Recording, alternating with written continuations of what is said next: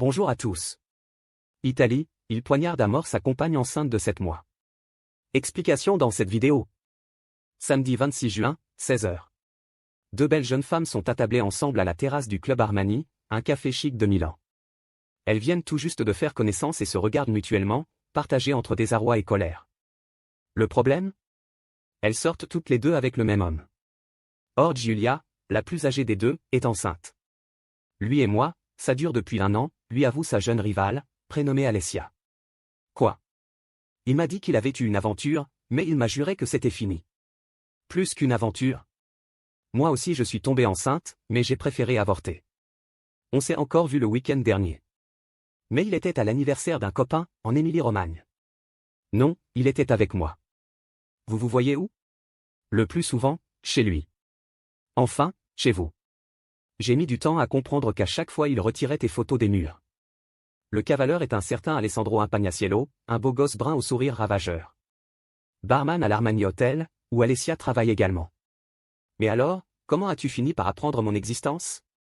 Se renseigne Giulia, dévastée d'imaginer ce qu'il s'est passé dans son propre lit. En avril, quelqu'un a fait une bourde devant moi en disant « sa copine Giulia ». J'ai interrogé Alessandro. Il m'a dit que tu étais cinglé et que tu essayais de le piéger avec un enfant qui n'était pas de lui. Il m'a même montré un faux test ADN pour le prouver.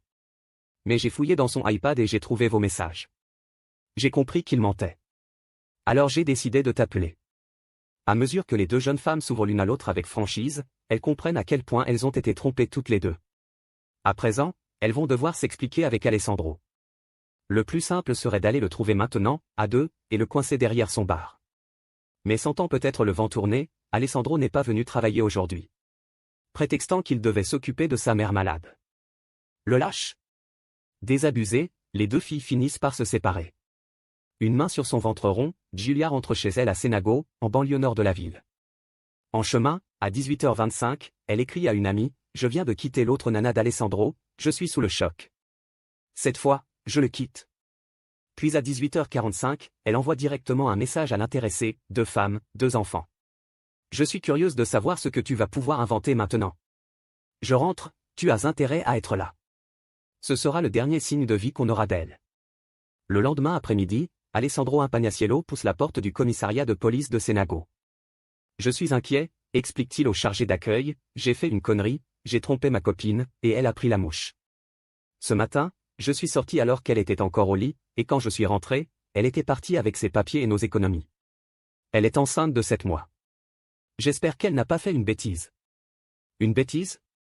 Que veut-il dire par là ? S'il pense à un suicide, le scénario paraît plus que bancal. Ce n'est pas le genre de Giulia, qui a les idées claires, un métier d'agent immobilier qu'elle aime et une famille soudée. Reste qu'elle demeure introuvable et ne répond plus au téléphone. Le lendemain lundi, ses parents arrivent de Naples pour la chercher. La police fouille les bois autour de Senago, ratisse les berges du canal Villoresi et drague le lit du Seveso, en vain. Le signalement de la jolie blonde, 1m68, 68 kg, ventre arrondi, épaule gauche tatouée d'une rosace colorée, est diffusé partout avec sa photo. Le mardi, Alessandro fait le tour des boutiques de la rue Volta, l'artère commerçante où elle a ses habitudes, pour réclamer les bandes des caméras de surveillance. Il faut me les donner, ma copine est sûrement dessus. Insiste-t-il. Mais les commerçants ne lui donnent rien du tout, préférant garder les images pour les enquêteurs officiels. Alessia, la jeune rivale amoureuse de la disparue, est entendue. Elle raconte sans phare aux policiers leur première rencontre et leur conversation en terrasse à l'Armani Club. Le soir même, poursuit-elle, Alessandro m'a appelé tout content en me disant « Giulia est partie, je suis libre ». Il est même venu frapper chez moi, mais j'ai refusé de lui ouvrir. Pendant ce temps, je continuais d'échanger avec Giulia par SMS, pour la réconforter. Mais vers 20h30, son ton a changé. Elle m'a écrit soudain « Je t'ai menti sur tout, ne cherche plus à me contacter ». Surprise et incrédule, Alessia appelle alors Alessandro. Je lui ai demandé de me la passer, il m'a répondu qu'elle dormait. J'ai exigé qu'il m'envoie une photo d'elle dans leur lit. Là, il s'est troublé et il a prétendu qu'elle était allée dormir chez une amie. Puis le portable de Giulia s'est éteint. Autre détail troublant, le lundi au boulot, Alessia a remarqué des gants en latex qui dépassaient du sac à dos d'Alessandro et qui sentaient très fort l'essence. Pour les policiers, ce détail fait tilt. Cette odeur, ils l'ont sentie eux aussi, dans le T-Roc Volkswagen du barman. Pour s'en justifier, celui-ci a prétendu qu'il avait renversé le bidon de son 2 roues. Mais évidemment, cette explication est désormais plus que suspecte. Une enquête pour meurtre est ouverte. Le domicile du couple est perquisitionné. Alessandro et Giulia habitent un 3 pièces dans un bel immeuble récent de la Via Novella. Vaste canapé en L, étagère bien ordonnée, avec au milieu du mur blanc une photo du couple sur une plage d'Ibiza. Tout est rangé au cordeau. Dans la future chambre du bébé, une layette complète est déjà pliée.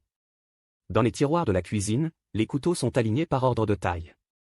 Dans la salle de bain, les boîtes de médicaments sont disposées avec un soin géométrique. Tout est net. Peut-être trop.